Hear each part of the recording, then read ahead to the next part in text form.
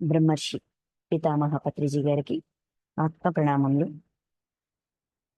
Vamsi master గారికి ఆత్మ ప్రణామములు. గీతాచారులైన శ్రీకృష్ణ పరమాత్మకి ఆత్మ ప్రణామములు. అర్జునుల వారికి ఆత్మ ప్రణామములు. వేద వ్యాస భగవాన్ల వారికి ఆత్మ ప్రణామములు. విఘ్నేశ్వర్ల వారికి ఆత్మ ప్రణామములు. గీతామాతకు ఆత్మ ప్రణామములు.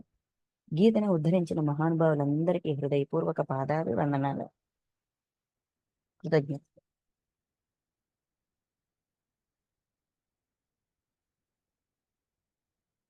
ఈరోజు మనం శ్రీమద్ భగవద్గీతలోని 14వ అధ్యాయం గుణత్రయ విభాగ యోగం.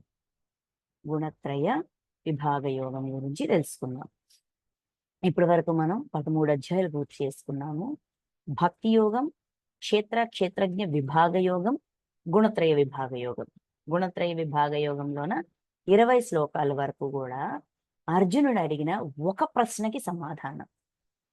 అర్జునుడు అనన్య భక్తుడికి మాత్రమే విశ్వరూప దర్శనం గాని, శంకు చక్ర గద పద్మములతో ఉన్న చతుర్భుజ రూపము గాని దర్శించుట సాధ్యము.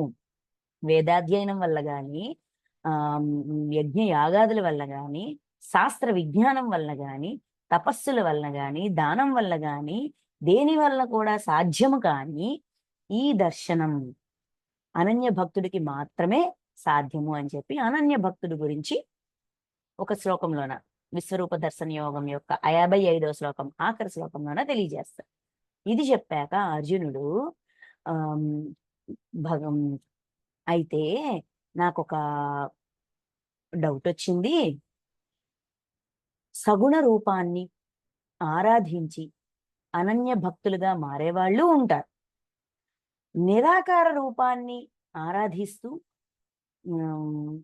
ఆ విధంగా అనన్య భక్తులుగా అయిన వాళ్ళు ఉంటారు. ఈ ఇద్దరిలోన ఎవరంటే మీకు మిక్కిలి ఇష్టము, ఎవరు మిక్కిలి శ్రేష్టము అని అర్జునుడు అడుగుతారు. అడిగినప్పుడు భక్తి యోగంలోన భక్తి యోగము, క్షేత్రజ్ఞ విభాగ యోగము, గుణత్రయ విభాగ యోగంలోని 20 శ్లోకాలు దీనికి సమాధానంగా ఇస్తారు. అంటే ఈ ఆరాధన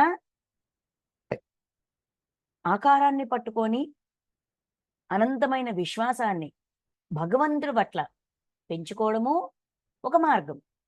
నిరాకారం అంటే చైతన్యాన్ని పట్టుకొని చైతన్యాన్నే ఆరాధిస్తూ అనన్య భక్తుడు అంటే అనంతమైన విశ్వాసాన్ని భగవంతుడి మీద పెంపొందించుకోవడం.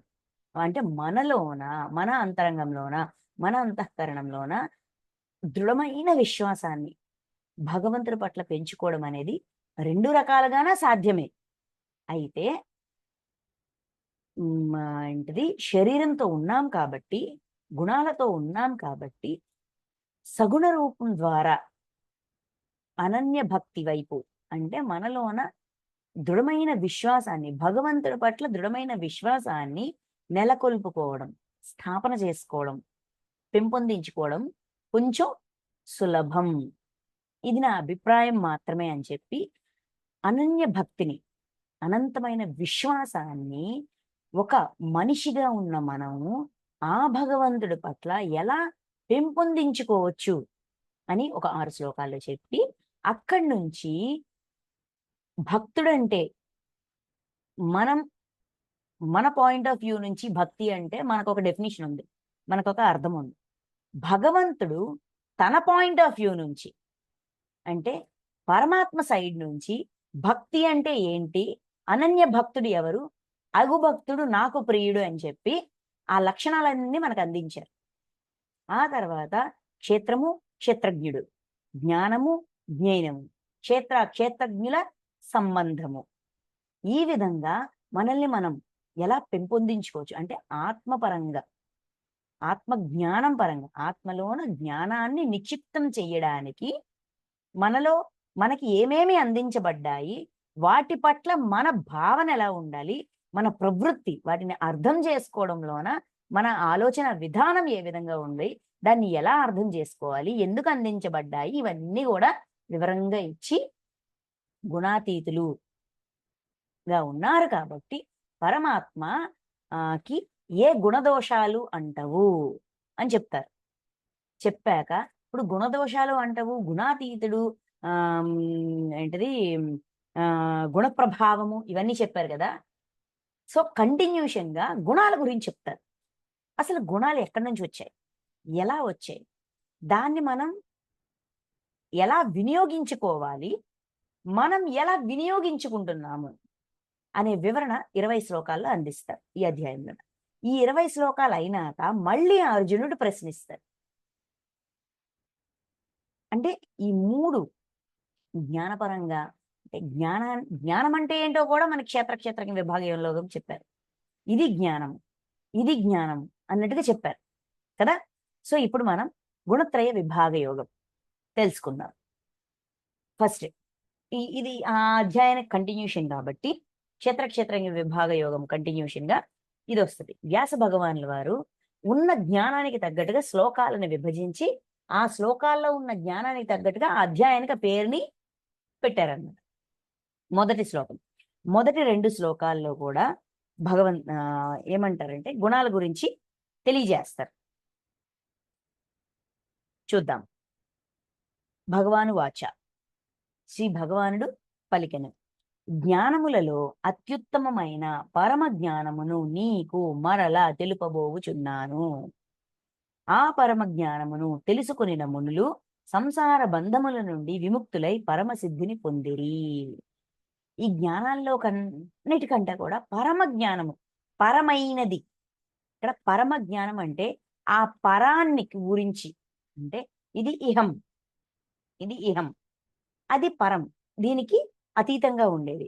ఆ పరమాత్మ తత్వాన్ని ఇంకొంచెం లోతుగా అవగాహన చేసుకోవడానికి పనికొచ్చే, ఉపయోగించబడే జ్ఞానము, ఇన్ఫర్మేషన్ ని నీకు మరలా తెలుపబోచున్నాను, మళ్ళీ చెప్తున్నా. అంటే వీటి గురించి ఒక కొన్ని పాయింట్స్ లోన అంతకుముందు తెలియజేశారు. సత్వత రజస్ తమో గుణాల వల్ల, తమో గుణాలు ప్రకృతి జనితాలు అని చెప్పి మనకు అంతకుముందు శ్లోకాల్లో చెప్పారు, అంతకుముందు అధ్యాయాల్లో చెప్పబడారు. ఇదంతా చెప్పారు. దాన్ని ఇంకా డీటెయిల్డ్ గా మళ్ళీ గుణాల గురించి ఇంకా లోతుగా ఇంకా డీటెయిల్డ్ గా మళ్ళీ తెలియజేస్తారు అని చెప్తున్నారు ఇక్కడ. ఓకే, చెప్తూ ఎందుకు చెప్తున్నారు, ఇప్పుడు ఈ పరమ జ్ఞానాన్ని మరలా తెలుపబోచున్నాను, ఇంకా చెప్పబోతున్నాను, డీటెయిల్డ్ గా మళ్ళీ చెప్పబోతున్నాను. అయితే మళ్ళీ ఎందుకు చెప్తున్నారు, ఆల్రెడీ చెప్పేశారు కదా, మళ్ళీ ఎందుకు చెప్తున్నారు అని మనకు క్వశ్చన్ రావచ్చు కదా. దానికి ఏం చెప్తున్నారు చూడండి. ఆ పరమ జ్ఞానమును తెలుసుకునిన మునులు అంటే మననశీలులు, నిరంతరం ఒకే విషయాన్ని మననం చేసేవాళ్ళు మునులు అంటారు. మునులు అంటే ధ్యానంలో కూర్చొని ఉంటారు, ఆ సాధనలో ఉంటారు. ఒకే పనిని రిపీట్ గా మళ్ళీ మననం చేస్తూ దాన్ని తమ లోపలికి ఇంకించుకునే ప్రయత్నం చేసేవాళ్ళు. తమ లోపలికి, తమ అంతరంగం లోపలికి, తమ ఆత్మ లోపలికి ఇంకించుకునే ప్రయత్నం చేసేవాళ్ళని మునులు అంటారు.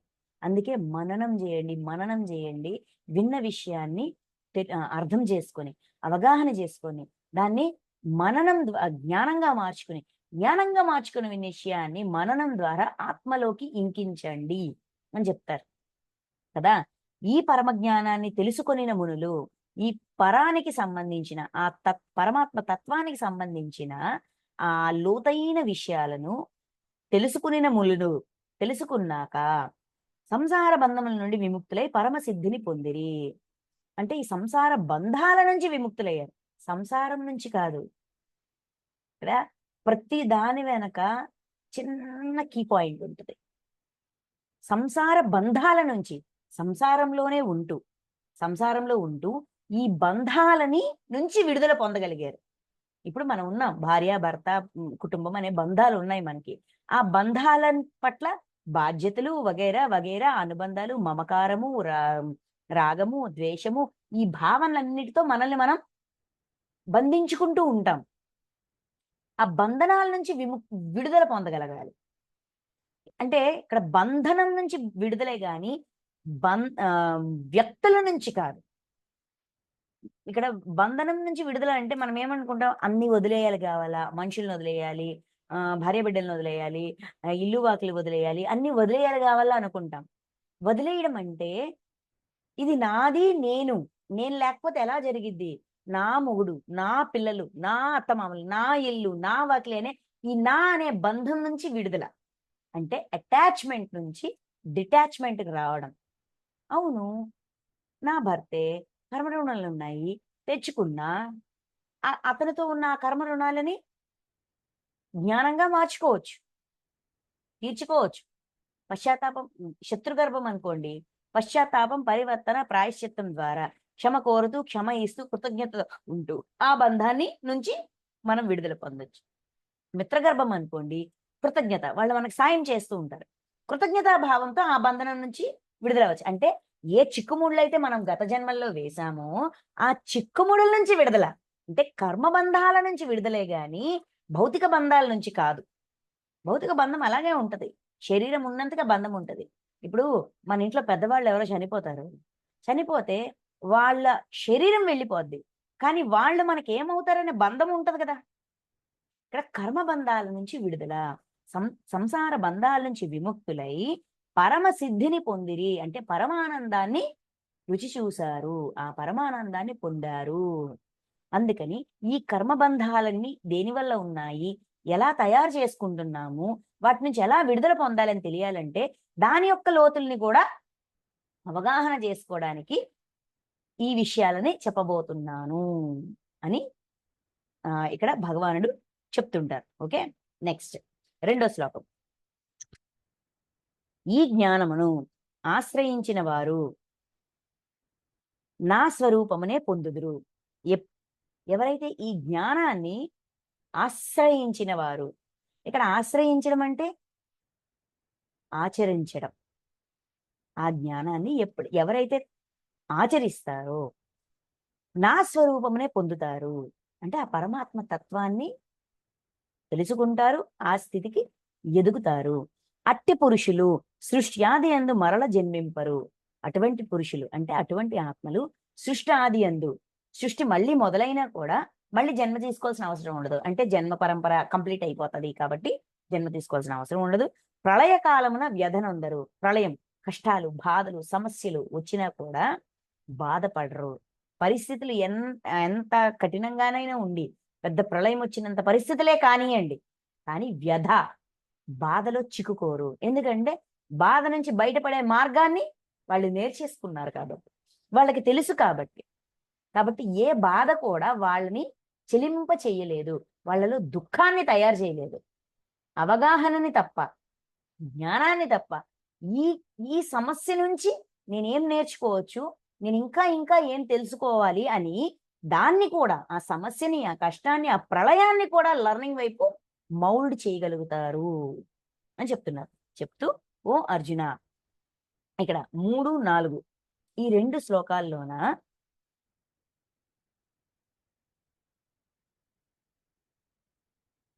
మొదలు పెడతారు. పరమ జ్ఞానం అంటే పరానికి సంబంధించిన జ్ఞానం. ఈ 2 శ్లోకాలు కలిపి చూద్దాం.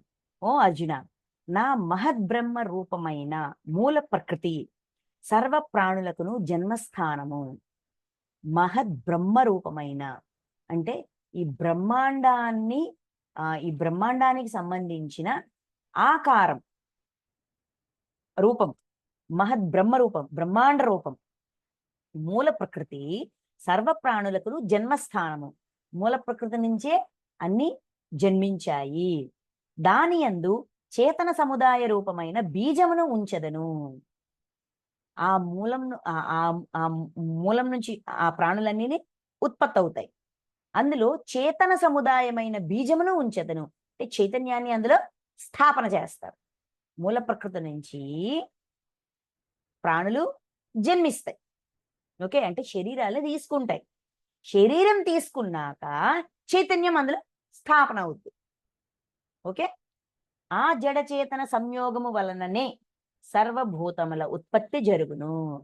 ఈ మూల ప్రకృతి అండ్ చైతన్యం, ఈ రెండిటి యొక్క సంయోగం వలన సర్వభూతములు, అన్ని ప్రాణులు ఉత్పత్తి జరుగుతోంది. అంటే ప్రతి ప్రాణి, సృష్టిలో ఉన్న ప్రాణుల యొక్క పుట్టుక వెనుకున్న ప్రాసెస్ ఏంటి, ఏ విధంగా జరుగుతుంది. ఇంకొకటి ఇంకా లోతైన పాయింట్ ఒకటి ఏంటంటే, ఇక్కడ మూలంలోన జ్ఞాన బీజాలని వేసుకోవడానికి కూడా ఈ పని జరుగుతూ ఉంటది.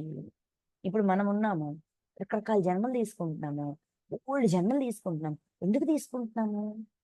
మన మూలంలో అంటే మన ఆత్మలో జ్ఞానాన్ని పెంపొందించుకోవడానికి, మనం జ్ఞానవంతులం అవ్వడానికి. ఓకే. సో పరమాత్మ ఏం చెప్తున్నారంటే, ఈ ఈ మూల ప్రకృతి నుంచే ప్రాణులన్నీ కూడా జన్మిస్తున్నాయి. అంటే వాటికి కావాల్సింది క్షేత్రము. ఏం చెప్పారు? మూల ప్రకృతి, పంచమహాభూతాలు ఇవన్నీ కూడా క్షేత్రమే. ఈ ప్రాణులన్నికి కావలసిన శరీరానికి కావలసినవన్నీ కూడా మూల ప్రకృతి నుంచి వస్తాయి. చైతన్యాన్ని అందులో పెడతాం. అంటే శరీరం తయారైనప్పటికీ చైతన్యం ఇంకా రాదు. ఓకే. చైతన్యం వచ్చాక శరీరం వస్తదా? శరీరం వచ్చాక చైతన్యం వస్తదా? అంటే ఇక్కడ క్లారిటీ ఇచ్చారు. మూల ప్రకృతి నుంచి ప్రాణులకు జన్మస్థానము. జన్మ తీసుకుంటాయి. మూల ప్రకృతి నుంచే ప్రాణులు జన్మ తీసుకుంటాయి. అందులోన చేతన సముదాయమైన బీజమును, అందులోన చైతన్యం వచ్చి చేరుతది. అంటే ఆత్మస్వరూపం అనేది ఏమంటాము? జీవాత్మ వచ్చి చేరుతది. అప్పుడు ఇది ఒక ప్రాణిగా, రెండిటి యొక్క కలయికైన ప్రాణిగా మారుతాది. జీవుడుగా మారుతాము. శరీరంలోకి జీవాత్మ వచ్చి చేరాక మనం జీవుడుగా మారుతాము. ఈ విధంగా సర్వభూతాల ఉత్పత్తి కూడా ఈ విధంగానే జరుగుతూ ఉంటాది అని చెప్పారు.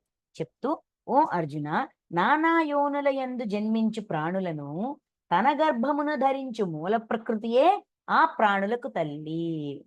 నానా యోనుల యందు అంటే ఏ శరీరం నుంచి అంటే మనది ఎటువంటి జన్మ అయినా కూడా, అంటే అది జంతు జన్మ, వృక్ష జన్మ, మానవ జన్మ, ఏ జన్మ అనేది ఇంపార్టెంట్ కాదు. ఏ జన్మ అయినా సరే మూల ప్రకృతే తల్లి. అంటే అన్ని ప్రాణులకి తల్లి మూల ప్రకృతి. బీజస్థాపన చేయు నేను వాటికి తండ్రిని. వాటిలో బీజాలను అంటే చైతన్యాన్ని స్థాపన చేస్తున్న పరమాత్మ అంటే ఆత్మ చైతన్యము, పరమాత్మ యొక్క చైతన్యము తండ్రి. అన్ని ప్రాణులకు తల్లి తండ్రి ఒక్కలే. అనగా సర్వ ప్రాణులకు ప్రకృతియే తల్లి, నేనే జనకుడని.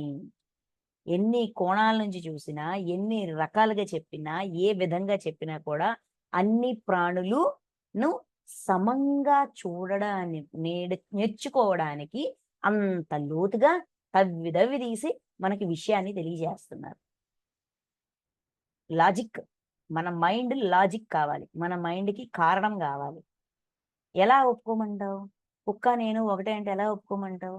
పిల్లి నేను ఒకటే అంటే ఎలా ఒప్పుకోమంటావు? చీమ నేను ఒకటే అంటే ఎలా ఒప్పుకోమంటావు? లేదంటే డబ్బున్నోడు నేను ఒకటే అంటే ఎలా ఒప్పుకోమంటావు? డబ్బు లేనోడు నేను ఒకటే అంటే ఎలా ఒప్పుకుంటావు? ఆ జాతోడు ఈ జాతి నేను ఒకటే అంటే ఎలా ఒప్పుకోమంటావు? ఇది ఎలా సాధ్యం అని మన తెలివితేటలు మనల్ని ప్రశ్నిస్తాయి. దానికి గుణత్రయ విభాగ యోగంలోన 3-4 శ్లోకాల్లో సమాధానం ఉంది. ఏ నేచర్ నుంచి అయితే, ఏ మూల ప్రకృతి నుంచి అయితే శరీరాన్ని తెచ్చుకుంటున్నామో, ఏ పరమాత్మ నుంచి అయితే చైతన్యాన్ని తెచ్చుకుంటున్నామో, ఆ మూల ప్రకృతే అన్నింటికీ తల్లి. ఈ చైతన్యమే అన్నింటికి, ఈ మూల చైతన్యం పరమాత్మ చైతన్యమే అన్నింటికీ తండ్రి. ఆ జన్మలో ఏం నేర్చుకోవడానికి ఆ శరీరాన్ని తెచ్చుకున్నామో ఆ జన్మలో నేర్చుకుంటాం. ఈ జన్మలో ఏం నేర్చుకోవడానికి ఈ శరీరాన్ని తెచ్చుకున్నాము, ఈ జన్మలో ఇది నేర్చుకుంటాం. ఈ విధంగా మన ఆత్మ చైతన్యంలోన బీజాలను వేసుకుంటూ ఉంటాము. లెర్నింగ్ మొదలు పెడతాము. ప్రతీది ఆత్మలో నిక్షిప్తం చేస్తూ చేస్తూ చేస్తూ చేస్తూ ఉంటాము. ఇది జరుగుతూ ఉంటుంది. కాబట్టి ఆ లాజికల్ మైండ్కి ఇచ్చిన లాజికల్ సమాధానం 3-4. ఇప్పుడు 5-9 ఈ 5 శ్లోకాలను ఈ 5 శ్లోకాల్లోన పరిచయం చేస్తారు. గుణాలను పరిచయం చేస్తారు. మనకి సాత్విక గుణము, రాజస గుణము, తామస గుణం అని తెలుసు, పేర్లు తెలుసు, 3 అని తెలుసు. అయితే వాటి యొక్క తత్వం, అసలు ఎందుకు ప్రకృతి గుణాలను ఇచ్చింది, ఈ గుణాలు ఏ విధంగా మనకి సహాయపడుతున్నాయి, మనం ఎంతసేపు గుణం వల్ల నేను ఇబ్బంది పడ్డాను, నా గుణం నన్ను ఆ విధంగా చెయ్యించింది, గుణం లేకపోతే బాగున్ను, గుణాల్ని పీకి పారేస్తే బాగున్ను అనుకుంటాం కదా. అందుకు గుణాల యొక్క తత్వం తెలియజేస్తున్నారు. అంటే వాటి యొక్క స్వభావం, గుణం యొక్క స్వభావం. ఆ స్వభావం ఆధారంగా మన అంతరంగంలోన ఏ గుణం ఎంత శాతం ఉంది, ఏ గుణాన్ని దేనికి వినియోగిస్తున్నాం, హింసక అహింసక, ఏ గుణం ఎంత శాతం ఉంది అని మనం తెలుసుకోవడానికి, అంటే సెల్ఫ్ చెకింగ్. ముందే చెప్పాను, ఇక్కడి నుంచి మొత్తం సెల్ఫ్ చెకింగ్. జ్ఞానయోగం అంటే ఏదో రాకెట్ సైన్సో ఏదో ఏమంటాము బ్రహ్మాండానికి సంబంధించిన ఏదో ఆ నక్షత్రాలు ఈ మండలాలు వారి గురించి చెప్తారేమనుకున్నా. నీ మన ఆత్మలో ఏముంది, ఏం లేదు తెలుసుకోవడం, చెక్ చేసుకోవడం, ఉన్నది పెంచుకోవడం, లేనిది యాడ్ చేయడం. దానికి list list list list list ఇంకా లిస్ట్లే list. Checking checking checking checking, ఆత్మ పరిశీలన, సెల్ఫ్ చెకింగ్, మనల్ని మనం చెక్ చేసుకోవడం, ఎంతవరకు ఉన్నాము, ఏ విషయంలోన ఎలా ఉన్నాము. ఇదే ఇంకంతా అలానే ఉంటుంది. ఓకే, అయితే ఇక్కడ మొదలు పెడతారు. ఓ అర్జున, ప్రకృతి నుండి ఉత్పన్నములైన సత్వ రజస్తమో గుణములు నాశము లేని జీవాత్మను శరీరమున బంధించును. నాశనము లేని జీవాత్మను శరీరమున బంధించును. ప్రకృతి నుంచి ఉత్పన్నములైన సత్వరజస్తమో గుణములు నాశము లేని జీవాత్మను శరీరమున బంధించును. అంటే జీవాత్మకి నాశనం లేదు. అది ఎప్పుడు ఎక్కడ ఎలా కావాలంటే అది ఉండొచ్చు, దానికి ఆ స్వేచ్ఛ ఉంది. అయితే జీవాత్మ ఆత్మ జీవాత్మల్ని ఎందుకు రిలీజ్ చేసింది? తను ఏ విధంగానైతే దివ్యత్వాన్ని, దివ్య జ్ఞానాన్ని పొందాలనుకుంటుందో ఆ దివ్య జ్ఞానాన్ని పొందడానికి జీవాత్మల్ని రిలీజ్ చేసి ఆ జీవాత్మల ద్వారా తాను లెర్నింగ్ తీసుకుంటుంది, తను ఎదిగే ప్రయత్నం చేస్తుంది. ఆ ప్రయత్నానికి ఇప్పుడు కొన్ని చాలా మంది అంటారు ఏంటిది, భూమి ఒక పాఠశాల, ఇక్కడ లెర్నింగ్ చాలా స్ట్రిక్ట్ గా ఉంటది. చాలా మంది ధైర్యం చేయలేరు రావడానికి, వచ్చిన తర్వాత కదా ఉండడానికి ధైర్యం చేయలేరు, ఎప్పుడు వెళ్ళిపోదామా అని చూస్తుంటారు. అయితే ఏదో ఒక కారణం, ఇప్పుడు మనల్ని కట్టి పడేయడానికి, మనల్ని ఏదో ఒక విధంగా అక్కడ ఉంచడానికి ఒక కారణం అవసరం. జీవాత్మ సంగతి పక్కన పెడదాం. మనం ఉన్నాం, మనము పిల్లలుగా ఉన్నప్పుడు తల్లిదండ్రుల దగ్గర ఉండడానికి మనకు ఒక కారణం ఉంది. ఏంటి? అమ్మ నాన్న అయితే ఏం కావాలంటే అది ఇస్తారు, మనల్ని చూసుకుంటారు, మనల్ని సంరక్షిస్తారు. అమ్మ ఉంటే చాలు, అమ్మ నాన్న ఉంటే చాలు, ఇంకేం అక్కర్లేదు అని ఒక కారణం, ఒక సెక్యూరిటీ కదా. అదే విధంగా పెద్దవాళ్ళు అయ్యాక, కొంచెం పెద్ద అయ్యాక చదవడానికి వాళ్ళు ఒక కారణాన్ని చూపిస్తారు. నాన్న చదివితే స్కూల్కి వెళ్తే నువ్వు అన్నీ నేర్చుకోవచ్చు. ఓహో, అదొక కారణం. ఆ కారణం వల్ల మనం స్కూల్కి వెళ్తాం. ఏది నేర్చుకోవాలన్నా, ఎక్కడ ఉండాలన్నా, ఏం తెలుసుకోవాలన్నా మనకు ఒక కారణం కావాలి. అంటే అదేంటంటే ఒక తురుపు ముక్కలాగనమాట, ఒక సపోర్ట్ సిస్టమ్.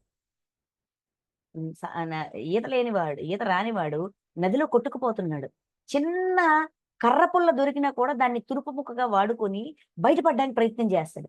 ఊతం, ఇంకా చెప్పాలంటే ఊతం, ఆ ఊతం కావాలి. జీవాత్మ శరీరం నుంచి అర్ధాంతరంగా వెళ్ళిపోకుండా తనని తాను ఆ శరీరానికి బంధించుకోవడానికి తనకి ఒక ఊతం కావాలి, ఒక సపోర్ట్ సిస్టమ్ కావాలి, ఒక కారణం కావాలి. లేకపోతే అది ఉండదు, ఉండడానికి ఇష్టపడదు.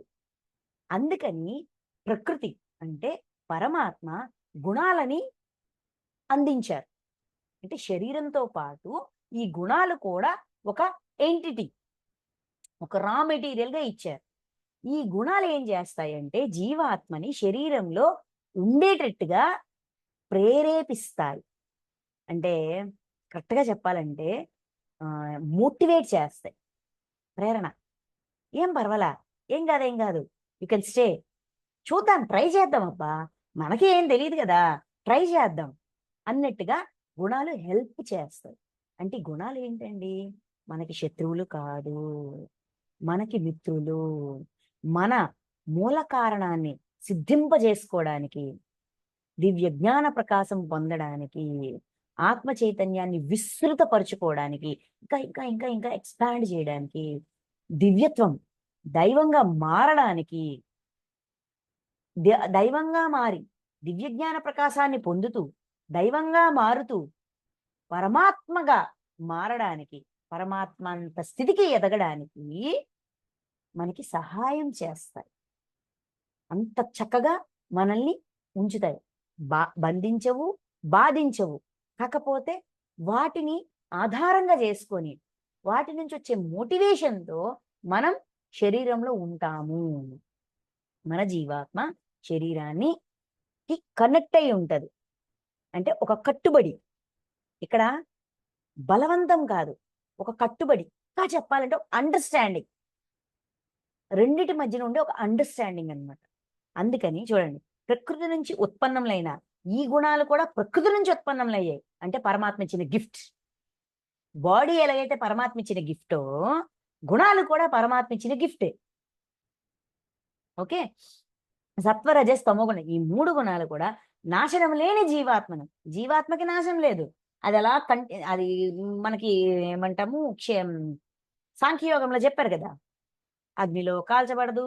ఎంత చక్కగా ఈజీగా డ్రెస్సులు మార్చినట్టుగా, పాత డ్రెస్ తీసి కొత్త డ్రెస్ వేసుకున్నట్టుగా జీవాత్మ శరీరాన్ని మార్చేస్తుంది. దానికి నాశనం లేదు. ఆ నాశనం లేని జీవాత్మని శరీరానికి బంధించును. శరీరం లోపల ఇలాగా బంధించి ఉంచుతాడు. ఎందుకంట, ఓ పాపరహితుడా, అర్జున్ని పాపరహితుడా అని పిలుస్తున్నారు. అంటే పాపం నుంచి పాపం చెయ్యకూడదు, పాపం నుంచి పాపాన్ని ప్రక్షాళన చేసుకోవాలి అని నిర్ణయించుకున్నవాడు. ఈ మూడింటిలో సత్వగుణము నిర్మలమైనది. సత్వ రజస్ తమో గుణాలు, ఈ 3 గుణాల్లోన సత్వగుణము నిర్మలమైనది. అంటే ప్రశాంతంగా ఉంటది, మనల్ని ప్రశాంతంగా ఉంచుతుంది. మన లోపల ప్రశాంతతని కూల్గా ఉండేటట్టుగా చేస్తుంది సత్వగుణం. కనుక ప్రకాశమైనది, అందుకని జ్ఞానంతో కూడుకున్నది. ఇప్పుడు ప్రశాంతత ఎక్కడి నుంచి వస్తుందండి? ఎలా వస్తుంది? జ్ఞానం ఉన్నప్పుడు. జ్ఞానం అంటే ఏంటి? అవగాహన, అండర్స్టాండింగ్. ఏది సరి అయినది, ఏది సరికానిది, ఏది బాధనిస్తుంది, ఏది బాధనివ్వదు, ఈ అవగాహన. అందుకని ప్రకాశమైనది, వికారరహితమైనది. వికారాలు అంటే ఎమోషనల్ ఇంబ్యాలెన్స్ లో లేకుండా బ్యాలెన్స్డ్ గా ఉంచేది. అది సుఖ సాంగత్యం వలన, జ్ఞానాభిమానం వలన మనుజుని బంధించును. సత్వగుణం మనలోన ఎటువంటి మోటివేషన్ తీసుకొస్తుంది? సుఖం అనే మోటివేషన్. ఇంకా జ్ఞానాభిమానం, జ్ఞానాన్ని అభిమానించడం, అంటే జ్ఞానం మీద ఇష్టం పెంచుతుంది, మమకారాన్ని పెంచుతుంది, కొత్త కొత్త విషయాల్ని తెలుసుకోవాలనే కుతూహలాన్ని పెంచుతుంది. ఇప్పుడు ధ్యానంలోకి వచ్చాము, స్పిరిచువల్ క్లాసులు వింటున్నాము, స్పిరిచువల్ నాలెడ్జ్ కోరుకుంటున్నాము, ఓకే. మరి రాకముందు మనకి ఏదో తెలుసుకోవాలి, ఏదో నేర్చుకోవాలని లేదా? స్కూల్కి వెళ్తాము, టీచర్లు టేబుల్స్ నేర్పిస్తారు, మ్యాథ్స్ నేర్పిస్తారు, ఫిజిక్స్ నేర్పిస్తారు, సైన్స్ నేర్పిస్తారు, రకరకాల కథలు చెప్తారు. కొత్తలు ఏం చెప్తారండి? రైమ్స్ నేర్పిస్తారు, కథలు చెప్తారు. ఇవన్నిటి మీద మెల్లగా ఇంట్రెస్ట్ వస్తుంది. వస్తుందా రాదా? ఏదో కొత్త విషయం చెప్తున్నారు, తెలుసుకోవాలని కుతూహలం పెరుగుతుంది. ఆ కుతూహలంతో మరుసటి రోజు మళ్ళీ స్కూల్కి వెళ్తాం. టీచర్ పాటలు పాడించారు, డాన్స్ చేయించారు, ఆటలు ఆడించారు, బాగుంది. నాలాంటి చిన్న చిన్న పిల్లలు ఎంతమందో ఉన్నారు, ఓ ఇలా కూడా ఉంటుందా అని ఆ కుతూహలం వస్తుందా రాదా? ఆ కుతూహలంతో జీవాత్మను శరీరమున బంధించును. అంటే మనలోన ఈ ఇంట్రెస్ట్ అన్ని ఉన్నాయి. ఏంటి? సుఖ సాంగత్యము, జ్ఞానాభిమానము. సుఖంగా ఉండాలి, ప్రశాంతంగా ఉండాలి, లోపల మనశ్శాంతితో ఉండాలి, శాంతంగా ఉండాలనే కోరిక, కొత్త విషయాన్ని తెలుసుకోవాలి, తెలియని విషయాన్ని తెలుసుకోవాలని జ్ఞానం మీద మమకారంతో మనం, అంటే మన జీవాత్మ మన శరీరంలో నిలబడతాడు. పారిపోకుండా. నెక్స్ట్, ఇది సత్వగుణం యొక్క తత్వం, సత్వగుణం యొక్క స్వభావం, సొంత భావం. అంటే దాని క్యారెక్టర్, కరెక్ట్గా చెప్పాలంటే దాని క్యారెక్టర్, సత్వగుణం యొక్క క్యారెక్టర్, ఐడెంటిటీ ఏంటయ్యా అంటే సుఖ సాంగత్యము, జ్ఞానాభిమానం. ఎప్పుడైనా మనకి ఏదో తెలుసుకోవాలనిపించింది, ఓకే, ఆ మూమెంట్లో మన సత్వగుణంని మనం వినియోగిస్తున్నాం. అలాగా మనల్ని మనం తెలుసుకోవడానికి గుణాలుగా, మనల్ని మనం గుణాలుగా తెలుసుకోవడానికి హెల్ప్ అవుతుంది. నెక్స్ట్, అర్జున, రజోగుణము రాగాత్మకము. రజోగుణము రాగాత్మకము అంటే ఏమంటాము, భావనలు, ఎమోషనల్, మనలో భావనల్ని ప్రేరేపిస్తుంది. ఇష్టము, అయిష్టము, ప్రేమ, ద్వేషం, కోపం, ఇవన్నీ మనలో అంతర్గతంగా ఉన్న భావనలన్నిటినీ కూడా బయటికి తీసుకొస్తుంది రజోగుణం. అది కామము ఆసక్తుల నుండి ఉత్పన్నమగునని ఎరుంగుము. కామము ఆసక్తి, కామము అంటే కేవలం సెక్స్ అనుకుంటాం, కాదండి, కోరిక, మితిమీరిన కోరిక ఏదైనా కామం కింద వస్తుంది. కామం అనేది ఒక సంస్కృత పదం, తెలుగులోకి మార్చుకుంటే మితిమీరిన కోరిక, కోరిక అండ్ ఆసక్తి, దాన్ని ఎలాగైనా నెరవేర్చుకోవాలని దాని మీద మనం పెట్టి ఇంటెన్షన్, కోరిక మీద మనం పెట్టి ఇంటెన్షన్. కామము ఆసక్తుల నుండి ఉత్పన్నమగును అంటే మనలో కోరికని, ఆసక్తిని ప్రేరేపిస్తుంది. అంటే మనలో ఒక కోరిక కలిగింది, ఆ కోరిక నెరవేర్చుకోవాలి అనే ఒక పంతం వచ్చిందంటే మనం రజోగుణాన్ని వినియోగిస్తున్నామని అర్థం. ఎరుంగుము, ఎరుకలో ఉండండి. మనలో వచ్చే భావనలని, ఎమోషన్స్ని ఒక కంటితో కనిపెడుతూ ఉంటే మనకు అర్థమవుతుంది మనం ఏ గుణాన్ని వాడుతున్నాము. తర్వాత సెకండ్ క్వశ్చన్ వేసుకోవాలి, దేనికోసం వాడుతున్నాము? బాధ పెట్టడానిక, బాధ పడడానిక, బాధ ఇవ్వడానిక, బాధ పెట్టకుండా ఉండడానిక, బాధ పడకుండా ఉండడానిక, బాధ ఇవ్వకుండా ఉండడానిక, దేనికి వినియోగిస్తామని నెక్స్ట్ చెక్ చేసుకోవాలి. అందుకు మన సెల్ఫ్ చెకింగ్ కోసం మాత్రమే దీన్ని ఇంత వివరంగా చెప్తున్నారు. గుణాల పట్ల ఉన్న ఏదైనా అవి సరికానివి, వాటి వల్లే మనం నాశనం అయిపోతున్నాము అనే మిస్అండర్స్టాండింగ్ ఏమైనా ఉంటే అది కూడా తీసి పారేస్తున్నారు. అంటే క్షేత్రానికి సంబంధించిన అపార్థాలన్నింటినీ తొలగిస్తున్నారు. ఎందుకంటే క్షేత్రజ్ఞుడు పరమాత్మ స్థితికి ఎదగాలనుకుంటున్నాడు కాబట్టి. అది జీవాత్మను కర్మల యొక్కయు కర్మఫలముల యొక్కయు సాంగత్యములో బంధించును. సరే, దీని తత్వం ఏంటి? కామము ఆసక్తి. అయితే ఈ కామము ఆసక్తి ద్వారా మనం అంటే ఈ జీవాత్మ ఈ శరీరంలో కనెక్ట్ అయి ఉండడానికి, అనుబంధంతో, ఒక అండర్స్టాండింగ్తో ఉండడానికి ఏంటి మూలమవుతుందంటే కర్మలు, కర్మఫలాలు. కోరిక ఉంది, కోరికను నెరవేర్చుకోవాలనే ఆసక్తి ఉంది, దాంతో మనం ఏదో ఒక పని చేస్తాం, ఆ పని యొక్క ఫలితం మళ్ళీ అనుభవించాలి కాబట్టి మళ్ళీ శరీరం తీసుకొని రావాలి. శరీరం తీసుకోవడానికి ఒక కారణం కావాలి, ఆ కారణాన్ని తయారు చేస్తాం. నెక్స్ట్, అర్జున, తమో గుణము సకల దేహాభిమానులను మోహితులునుగా చేయును. మోహంలోకి పడవేస్తుంది, మనలో మోహాన్ని పెంచుతుంది తమోగుణం. అంటే తమోగుణం యొక్క లక్షణం ఏంటి? తమోగుణం యొక్క క్యారెక్టర్ ఏంటి? మోహం. అదే కావాలి, ఎంత నచ్చ చెప్పినా కూడా కాదు, కావాలంటే కావాలంతే. ఇంకా 10 సార్లు అదే పని చేయడం, దానికోసమే తప్పించుకోవడం, దానికోసమే వెంపర్లాడడం, ఇలాగా మోహం. అది ఏదైనా కావచ్చు. అజ్ఞానము వలన జనించును. ఈ మోహం ఎందుకు వస్తుంది? అజ్ఞానం అంటే తెలియనితనం, తెలియదు కాబట్టి, ఏది ఏంటి అనే ఆ నిజాలు, ఆ సత్యం తెలియదు కాబట్టి అజ్ఞానం వస్తుంది. అది జీవాత్మను ప్రమాదాలస్య నిద్రాదులలో బంధించును. ఈ జీవాత్మ ఈ శరీరానికి కనెక్ట్ అయి ఉండడానికి, అనుగుణంగా ఉండడానికి, లోపల అంతర్గతంగా ఉండడానికి, శరీరాన్ని విడిచి వెళ్ళిపోకుండా ఉండడానికి ప్రమోదము, అలసత్వము, నిద్ర అంటే ఏమంటాము, ప్రమోదం, ఎంజాయ్మెంట్. ఆలసత్వం, బద్ధకం. నిద్ర అంటే అజ్ఞానం, తెలియనితనం. ఇక్కడ నిద్ర అంటే పడుకోవడం అని కాదండి, తెలియనితనం. ఎంతసేపు తెలుసుకోవాలని జిజ్ఞాస కూడా ఉంచుకోరు. ఎందుకులే అబ్బా, సర్లే చూద్దాంలే అని ఆ తత్వం, ఆ టైప్ ఆఫ్ మెంటాలిటీ. అది అలా మనకు అనిపించింది కొన్నిసార్లు.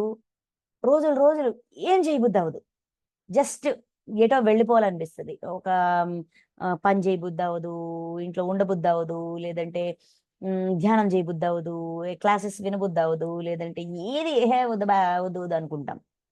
ఆ మొమెంట్లో మనం, ఆ సమయంలోన మనం తమో గుణాన్ని వినియోగిస్తున్నాం.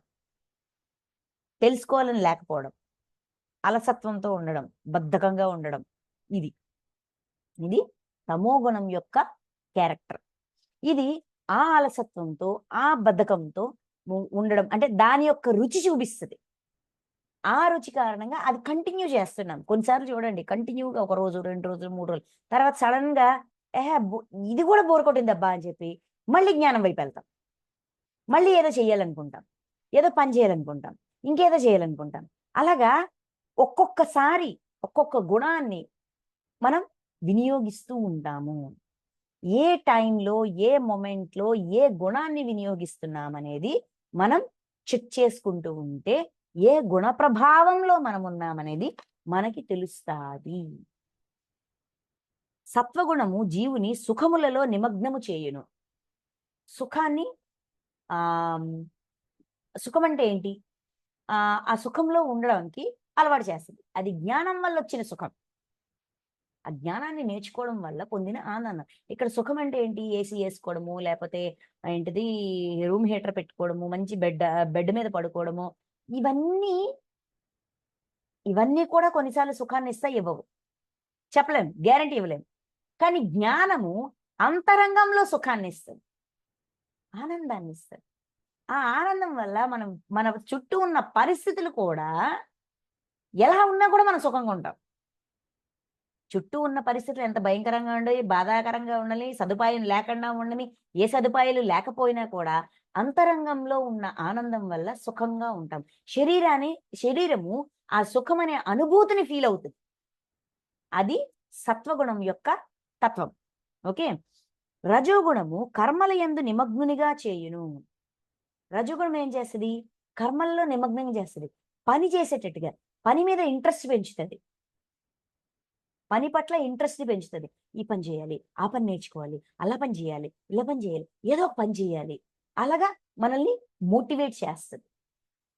తమో గుణము జ్ఞానమును కప్పివేసి ప్రమాదాదులలోను ముంచివేయును. తమో గుణం ఏం చేస్తుంది? జ్ఞానాన్ని కప్పివేస్తుంది. అంటే ఈ జ్ఞానం కాదు, ఈ లెర్నింగ్ కాదు, మనం ఏంటిది సడన్ గా ఇంకేమీ వద్దు, ఏమీ నేర్చుకోము అని జీవాత్మను ప్రమాదంలో, డేంజర్‌లో పడేస్తది. దేనివల్ల? బద్ధకము, ఆలసత్వము ఇయన్నీ పెరిగిపోయి ఆ మోహం వల్ల మనము, ఇక్కడ ప్రమాదం అంటే ఏంటంటే బాధ ఇవ్వడం గాని, ఆహ్, జీవాత్మ ఒక ప్రణాళిక వేసుకొనొచ్చింది లెర్నింగ్ కోసమని. ఆ లెర్నింగ్‌ని మిస్ చేసేస్తది. ఆ లెర్నింగ్ వైపు తిరగనివ్వదు, వెళ్ళనివ్వదు. దానివల్ల మనకి మనం ప్రమాదంగా మారతామా లేదా? ఒక డేంజర్‌లో పడేస్తామా లేదా? జన్మ వేస్ట్ అయిపోతది గదా! ఆ విధంగా చేస్తది.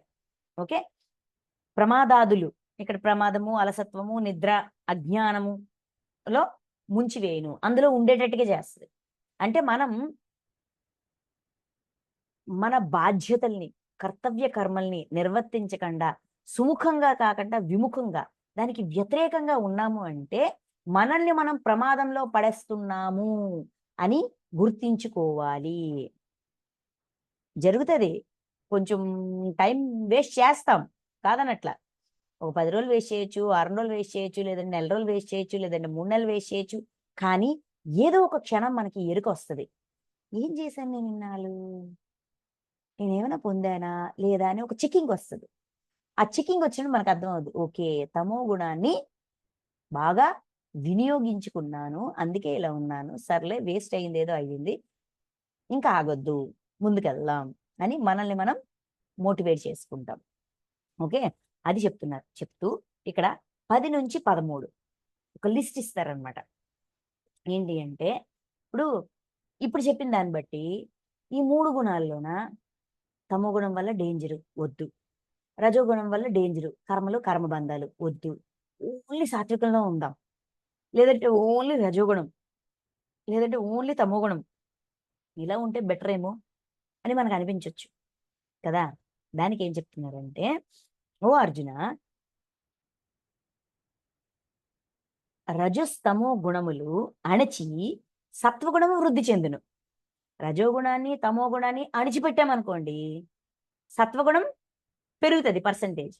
ఇక్కడ బేసిక్ ఏం చెప్తారంటే, ఈ 3 గుణాలు మనలోన సమానంగా ఉంటాయి. ఎందుకంటే అవి ప్రకృతి జనితాలు, ప్రకృతి ద్వారా మూల ప్రకృతి నుంచి వచ్చాయి, శరీరంతో పాటు వచ్చాయి. సో సమంగా ఉంటాయి.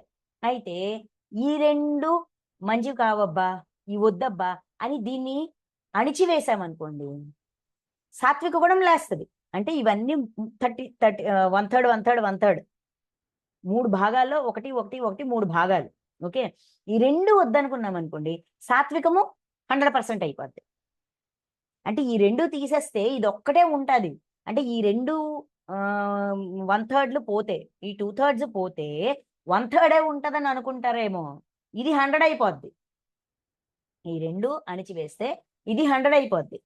అదేవిధంగా సత్వతమో గుణములను అణిచి రజోగుణము వృద్ధి చెందును. సాత్విక గుణాన్ని తామస గుణాన్ని ఈ రెండింటిని అణిచిపెడితే రజోగుణం 100% అయిపోద్ది. అట్లే సత్వరజో గుణములను అణచి తమో గుణము వృద్ధి అగును. సాత్విక గుణాన్ని రజోగుణాన్ని అణిచిపెట్టామనుకోండి, తమో గుణం వృద్ధి చెందుతుంది. అయితే గుణాలు ఎందుకు ఇచ్చారు? గుణాతీతంగా ఉండడం ఎలా నేర్చుకోవచ్చని ఇచ్చారు. అయితే మనమేం చేస్తున్నాము? గుణదాసులుగా ఉంటున్నాము, గుణానికి దాసోహం అయిపోతున్నాము. అందుకని గుణదాసులుగా ఉన్నామా, గుణానికి అతీతంగా ఉండే ప్రయత్నం చేస్తున్నామా అని తెలియాలి అంటే గుణం యొక్క తత్వము తెలియాలి, దాని యొక్క ప్రవర్తన తెలియాలి, దాని యొక్క తీరు తెలియాలి. అందుకు ఇవన్నీ చెప్తున్నారు. నెక్స్ట్, సో ఒకదాన్ని అణిచివేత, ఒకదాన్ని అణిచేస్తే, రెండింటిని అణిచేస్తే ఒక్కటే ఉంటది కదా, అది కూడా ఎంత శాతం అంతే ఉంటది కదా అనుకుంటున్నారేమో. ఈ రెండింటిని అణివేస్తే ఇంకోటి లేస్తుంది, ఆ రెండింటిని అణిచివేస్తే ఇంకోటి లేస్తుంది, ఈ రెండింటిని అణిచివేస్తే ఇంకోటి లేస్తుంది. అవి లేస్తే ఏం జరుగుతాయి? ఓకే, ఏమైపోయింది, రజోగుణాన్ని తామస గుణాన్ని అణిచివేద్దాం, ఓన్లీ సత్వగుణం మంచిదే కదా అనుకుంటాం కదా.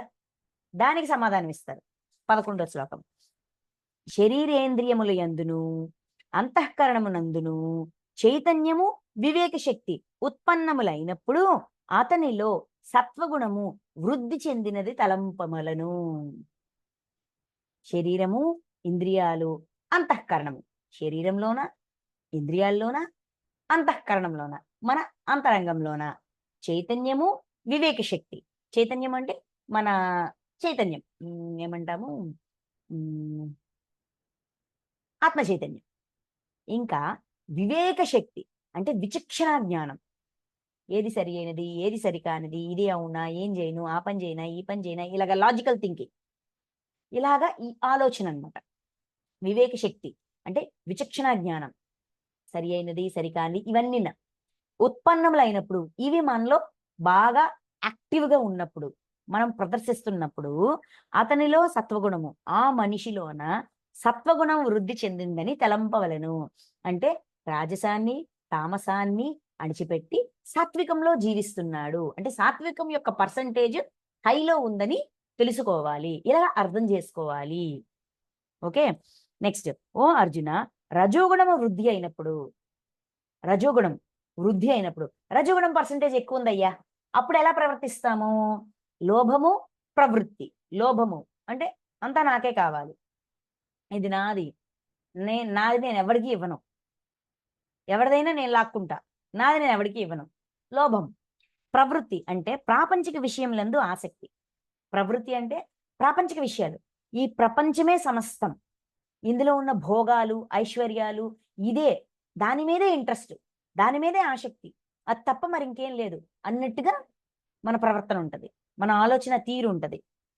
స్వార్థ బుద్ధితో సకామ భావంతో కర్మాచరణ. స్వార్థ బుద్ధి, స్వార్థం, నేను నాది, ఇది నాకు మాత్రమే కాదు, నాకు నచ్చినట్టు నేను ఉంటాను, ఎవడేమైపోని నాకు అనవసరం, ఎవరు ఎలాగండి ఇల్లు నాశనం అయిపోయి ఏది నాశనం అయిపోయి నా స్వార్థం, నేను నచ్చినట్టే నేను ఉంటా. ఇది స్వార్థం. స్వార్థ బుద్ధితో, స్వార్థ భావముతో, స్వార్థ బుద్ధితో, బుద్ధిలో స్వార్థాన్ని ఉంచుకొని సకామ భావంతో ఫలితాన్ని ఆశించి కర్మలు చేయడం, పని చేయడం. బుద్ధిలో స్వార్థం ఉంచుకొని ఫలితాన్ని ఆశిస్తూ పని చేయడం అంటే ఫలితం మీద తప్ప పని మీద దృష్టి లేకపోవడం.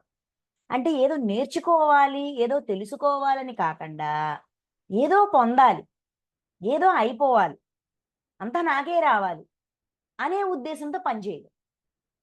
అంటే పని వెనక ఉద్దేశం ఇది. నెక్స్ట్ అశాంతి. ఇలా ఉన్నప్పుడు ఏదో పొందాలి, ఏదో తెలుసుకోవాలి, అందరిది లాక్కోవాలి, నాదే నాకు నేనే ముఖ్యము అనే భావనలో ఉన్నవాడికి ఎప్పుడు ప్రశాంతత ఉండదు.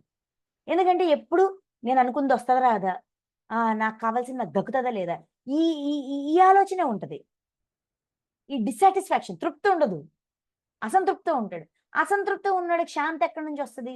అంతరంగంలో అశాంతి, అలజడి, విషయ భోగాలయందు లాలస. విషయ భోగాలయందు లాలస. విషయాలు అంటే భౌతిక ప్రపంచం అందించే భోగం, ఎంజాయ్మెంట్, దాని మీద విపరీతమైన ఇష్టం, ఆ ఎంజాయ్మెంట్ కోసమే పరితపించుకోవడం ఉత్పన్నములగుచుండును. ఇలాంటి ఎమోషన్స్, ఇలాంటి పరిస్థితులు, ఈ విధంగా మనం ఏమైనా ఉన్నామా? ఇలా ఉంటే మనలో సాత్వికము తగ్గిపోయింది, తామసము తగ్గిపోయింది, ఓన్లీ రాజసం ఉంది, ఓన్లీ రజోగుణం ఒక్కటి మాత్రమే ఉంది. అంటే సాత్వికం, రాజసం, తామసం కదా. ఇందులో సాత్వికము లేదు, తామసము లేదు, రజోగుణం మాత్రమే ఉంది. అలా ఉన్నప్పుడు ఇంత విపరీతంగా ప్రవర్తిస్తాం. మన ప్రవర్తన వెనక ఏ గుణాన్ని మనం వినియోగిస్తున్నామని చెక్ చేసుకోవడానికి, అది కూడా హయ్యెస్ట్ పర్సంటేజ్ లో వినియోగిస్తున్నాం అని అర్థం. నెక్స్ట్, ఓ అర్జున, అంటే మనము రజోగుణానికి దాసులమైపోయాము, మనము సాత్విక గుణానికి దాసులమైపోయాము, గుణదాసులమైపోయాము అని తెలుసుకోవడానికి సహాయపడతాడు. గుణాతీతంగా ఉండడం ఎలా అని నేర్చుకోవడానికి అందించిన గుణాలని గుణదాసులుగా అవ్వడానికి వినియోగించుకుంటున్నాము అని చెప్తున్నారు. నెక్స్ట్, ఓ అర్జున, తమో గుణము అధికమైనప్పుడు, తామసగుణం అధికమైనప్పుడు అంతఃకరణమునందును ఇంద్రియముల యందును, అంతఃకరణమునందు ఇంద్రియములందు అంటే మన అంతరంగంలోన మన ఇంద్రియాల్లోన వివేక శక్తి నష్టమగును, విచక్షణ జ్ఞానాన్ని కోల్పోతాము. ఏం చెయ్యొచ్చు, ఏం చేయకూడదు, ఏం చేస్తే ఏం జరుగుతుందని కనీస విచక్షణ కూడా లేకుండా ఉంటాము. కర్తవ్యముల యందు విముఖత, కర్తవ్య కర్మని చేయడానికి ఇష్టపడం. అంటే మన పనులు మనం చెయ్యం. బేసిక్గా ఏం చేయడానికి వచ్చాము, మనకంటూ కొన్ని కర్తవ్యాలు ఉంటాయి కదా, చెయ్యాల్సినవి, చేసి తీరాల్సినవి, కర్తవ్యంగా తెచ్చుకున్న కర్మలు. ఆ కర్మలు చేయుట యందు విముఖత, చెయ్యబుద్ధి అవదబ్బా, చెయ్యాలనిపించదు. విముఖత, చెయ్యరు కాదు, చెయ్యాలనిపించదు. ప్రమాదము, మనల్ని అనగా అంతఃకరణమును మోహింపజేయు వ్యర్థ చేష్టలు, అంతరంగంలోన మోహాన్ని పెంచే సరికాని పనులు, మోహాన్ని విపరీతంగా పెంచేది ఏ విషయంలోనైనా సరే. ఒకదాని మీద ఇష్టమైతే ఇంకా అదే కావాలి, ఒక ఫుడ్ నచ్చిందంటే ఇంకా అదే ఫుడ్, అది దానివల్ల ఇంకా అలాగే ఎడిక్షన్ అంటాం చూసారా, వ్యసనంగా మారిపోదు. వ్యసనంగా మార్చుకునేటంత సరికాని పనులు, అంతరంగాన్ని మోహింపజేసే వ్యర్థ చేష్టలు, వేస్ట్ పనులు అన్నమాట. నిద్రాది వృత్తులు మొదలగునవి. నిద్రాది వృత్తులు అంటే అజ్ఞానంలో ఉండడం, తెలుసుకోవాలని ట్రై చేయకపోవడం. అక్కర్లేదులే, నాకు తెలిసిందే సమస్తం, నాకు తెలుసులే అన్నట్టుగా. ఇక్కడ ఏదైనా తెలుసుకోకపోవడం అంటే ఏంటండి? నాకు తెలుసులే, నువ్వు పెద్ద చెప్పొచ్చావు గాని అన్నట్టుగా ఉంటాం చూసారా? అంటే అసలు ఏం చెప్తున్నాడు, ఎందుకు చెప్తున్నాడు, ఏంటి అని కనీసం వినడానికి కూడా ఇంట్రెస్ట్ పెట్టకపోవడం. ఆ క్షణంలో కావచ్చు, కొందరి విషయంలో కావచ్చు, ఎక్కడైనా కావచ్చు, ఏ పరిస్థితి అయినా కావచ్చు. అది తమోగుణం యొక్క లక్షణాలు. అంటే తమోగుణం మాత్రమే ఉన్నప్పుడు, సాత్వికము రాజసము 0 అయిపోయి ఆల్మోస్ట్ తగ్గిపోయి ఓన్లీ తమోగుణంలో ఉన్నప్పుడు, అంటే 3 సమంగా ఉండాల్సిన దగ్గర తమోగుణం మాత్రమే 100% ఉంటే ఇంత విపరీతంగా ప్రవర్తిస్తాము, తమో గుణానికి దాసులమయ్యాము అని అర్థం. ఓకే, నెక్స్ట్ ఇవన్నీ చెప్పాక సరే పోని ఉన్నామబ్బా, ఓన్లీ సాత్వికంలో ఉన్నాం, సాత్విక గుణానికి దాసులంగా ఉన్నాం, లేదంటే రాజస గుణానికి దాసులుగా ఉన్నాం, లేదంటే తామస గుణానికి దాసులుగా ఉన్నాం. ఎందుకంటే తెలుసుకోవాలనుకుంటున్నాం కాబట్టి. ఆ గుణం యొక్క ప్రభావం ఎలా ఉంటది, ఆ గుణంలో ఉంటే ఆ ఆ అనుభవం ఎలా ఉంటది, ఆ లెక్క ఎలా ఉంటది, ఆ టేస్ట్ ఎలా ఉంటదని తెలుసుకోవాలనుకున్నాను కాబట్టి అలానే ఉన్నాం. తప్పేముంది? ఓకే, తప్పేం లేదు. ఇక్కడ ఏమంటారంటే భగవానుడు, ఇది తప్పు ఇది రైట్ అని చెప్పరు. ఇది ఇలా ఉంటే ఇది ప్రవర్తన, ఇది ఇలా ఉంటే ఇది ప్రవర్తన, చెక్ చేసుకోవడానికి హెల్ప్ అందిస్తున్నారు. మనకి చెక్ చేసుకోవడానికి, మనల్ని మనం పరీక్షించుకోవడానికి మనకి సహాయం చేస్తున్నారు. మనకి కావాల్సిన ఇన్ఫర్మేషన్ ఇస్తూ మనకి సహాయం చేస్తున్నారు. ఓకే అని చెప్తూ, సరే ఒక జన్మంతా అంటే జీవించి ఉన్నంతకీ కూడా ఒక గుణంలో ఉంటూ, అంటే ఒక గుణాన్ని ఎక్కువగా ప్రదర్శిస్తూ మరణించామనుకోండి, బాడీ వెకేట్ చేశామనుకోండి, మరణం తర్వాత జీవితం ఏ విధంగా ఉండాలి అది కూడా చెప్తున్నారు. ఇంకా జీవించి ఉన్నంతకి ఈ లెక్క, ఈ విధంగా అదే లెక్కలోన ఆ విధంగా ఉంటున్నప్పుడు బాడీ వెకేట్ చేయాల్సిన టైం వచ్చింది, బాడీ వెకేట్ చేశాం. అప్పుడు మరణం తర్వాత జీవితం ఏ విధంగా ఉంటుంది అనేది 3 శ్లోకాల్లో చెప్తారు. 14, 15, 16. ఓకే, 14 సత్వగుణము వృద్ధి చెందినప్పుడు మనుజుడు మరణించినచో, సత్వగుణం బాగా అంటే సత్వగుణం పర్సంటేజ్ ఎక్కువ ఉంది, వృద్ధి చెందింది, ఎక్కువగా ఉంది, మనుజుడు మరణించాడు. ఇక్కడ పురుషుడు అనలేదు, జీవాత్మ అనలేదు, ఆత్మ అనలేదు, చైతన్యం అనలేదు, మనుజుడు మనిషి మరణించినప్పుడు అంటే బాడీ వెకేట్ చేసినప్పుడు, శరీరాన్ని విడిచిపెట్టినప్పుడు అతడు ఉత్తమ కర్మలను ఆచరించువారు చేరడి నిర్మలములైన స్వర్గాది దివ్యలోకములను పొందును. ఉత్తమ కర్మలు, మంచి పనులు, ఉత్తమోత్తమవి అంటే ది బెస్ట్ పనులు చేసి ఆ తర్వాత శరీరాన్ని విడిచిపెడితే వాళ్ళు ఎటువంటి దివ్యలోకాలు, స్వర్గాది దివ్యలోకాలు అంటే స్వర్గము అటువంటి దివ్యలోకాలని చేరుతారు. సాత్విక గుణం వృద్ధి చెంది ఆ సాత్విక గుణంలోనే ఉంటూ బాడీ వెకేట్ చేసినప్పుడు, అంటే ఆ విధంగా సాత్విక గుణం పర్సంటేజ్ హైగా ఉండి జీవించి మరణిస్తే స్వర్గాన్ని చేరుతారు. అంటే ఆ జీవాత్మ స్వర్గంలో తాను చేసిన మంచి పనులకి ఫలితాన్ని పొందుతూ ఉంటది. నెక్స్ట్ రజోగుణం వృద్ధి చెందినప్పుడు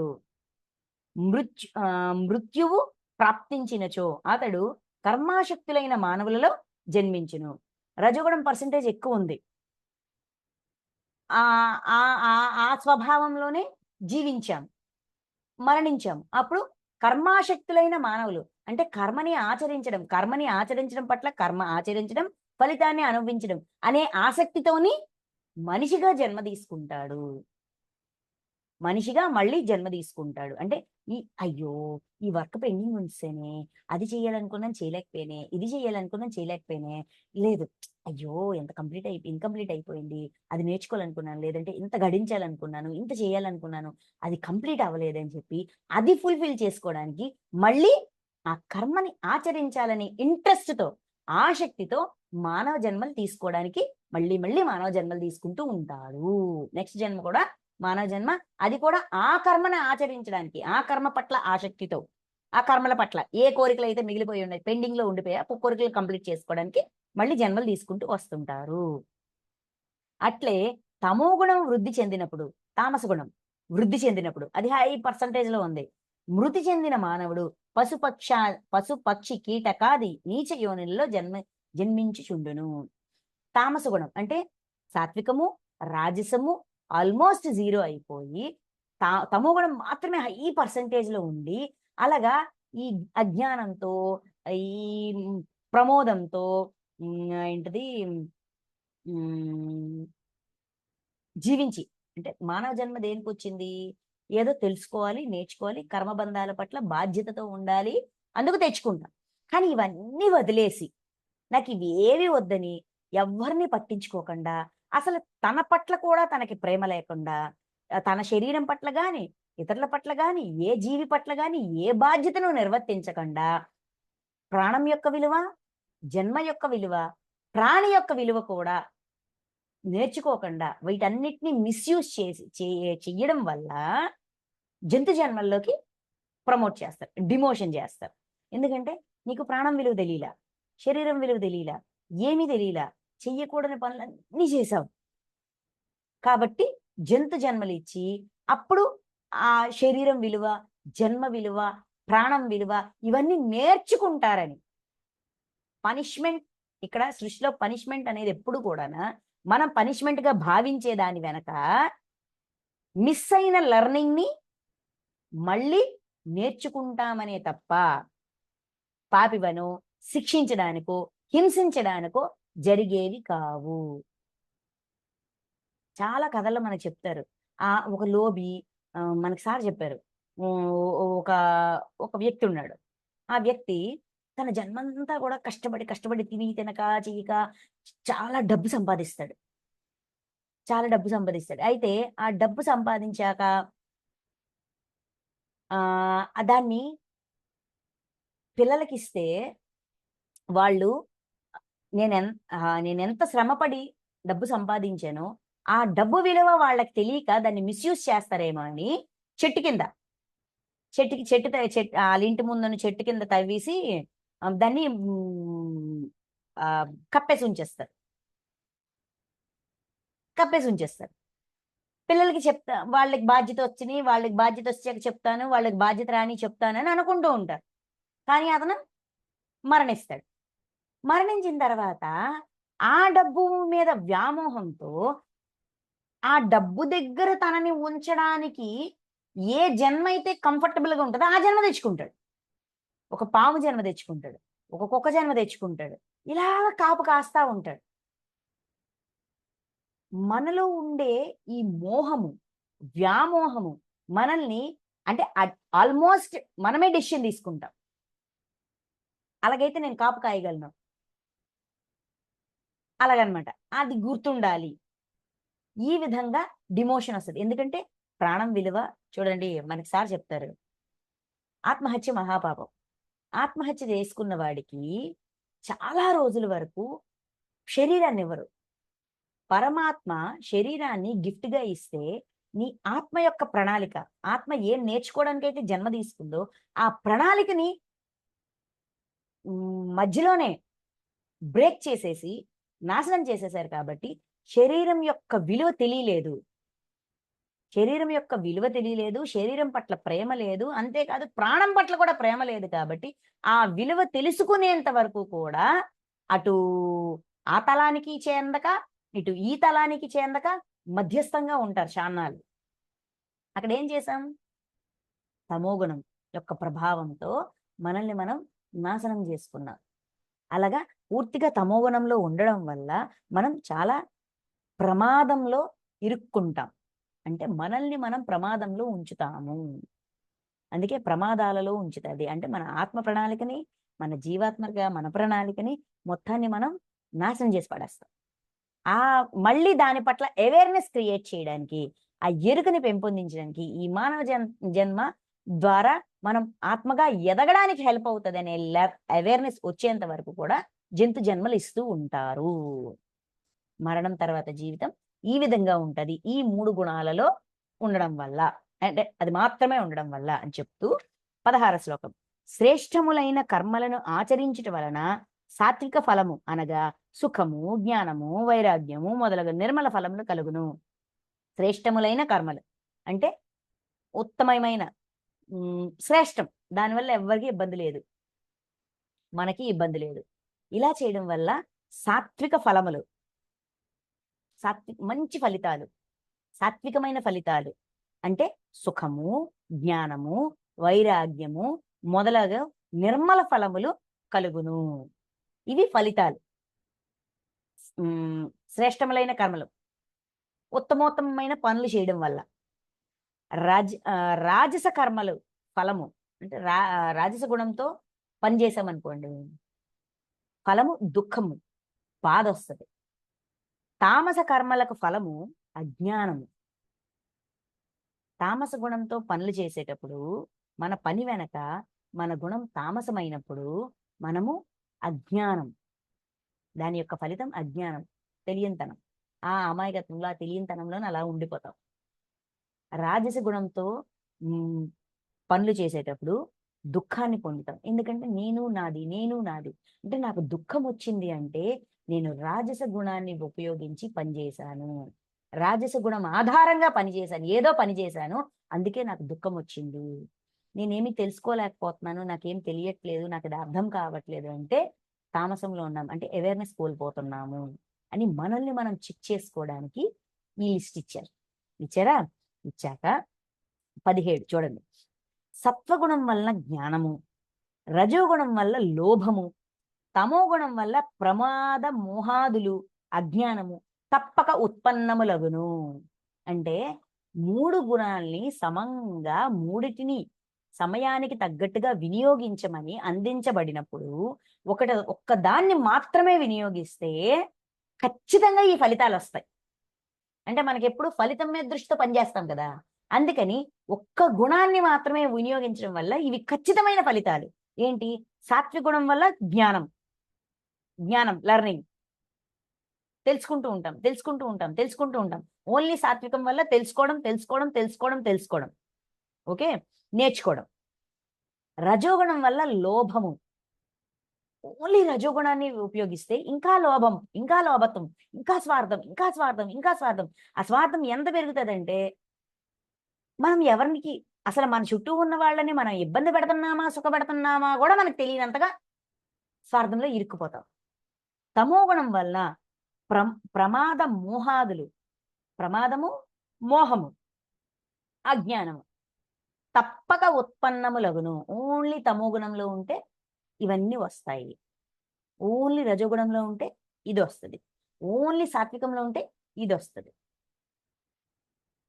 ఈ ఫలితాలు ఖచ్చితంగా వస్తాయి అని చెప్తూ 18 సత్వగుణస్థులు స్వర్గాది ఊర్ధ్వలోకములకు పోవుదురు. సత్వగుణంలో ఉన్నవాళ్ళు స్వర్గాది ఊర్ధ్వలోకాలు, స్వర్గము ఇంకా అంతకంటే పై లోకాలకి వెళ్తారు. రజోగుణస్థులు, రాజస పురుషులు మధ్య మానవుల లోకములందే ఉందురు, మళ్ళా మానవ జన్మలు తీసుకుంటూ ఉంటారు.